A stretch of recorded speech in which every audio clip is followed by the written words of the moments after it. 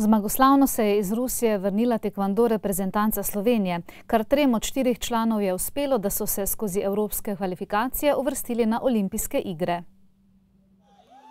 Na svetovnih kvalifikacijah so izgubljali uvodne borbe, na evropskih pa so vzdržali do zmag v malih finalih, ki so jim omogočile, da bodo poleti del največjega športnega dogodka. Zahvaljujoč učinku v Kazanu bosta štajerski šport v Londonu zastopala kar 2, Nuša Rajher in Ivan Trajkovič. Borbe so bile res zelo težke in vse, kar smo sedaj naredili, je bilo res zasluženo. Jaz mislim, da bom komaj čez nekaj časa dojela, kaj smo sedaj mi naredili in komaj čakam čez pol leta, da gremo v London.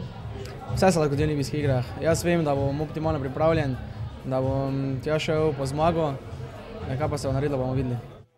Tretja tekmodopotnica na olimpijske igre je Franka Anić, ki je v Kazanu dosegla rezultat kariere. Znala sem, da je to ili da je gotovo. Tako da sam v zadnjih sekundama već znala da sam praktički na olimpijadi. Žal je pred londonskimi vrati ostal najmlajši član reprezentance, a je Pantar v dvoboju s svetovnim prvakom dokazal, po neodločenemu podaljšku so sodniki zmago pripisali Nizozemcu, da je povsem konkurenčen najboljšim na svetu.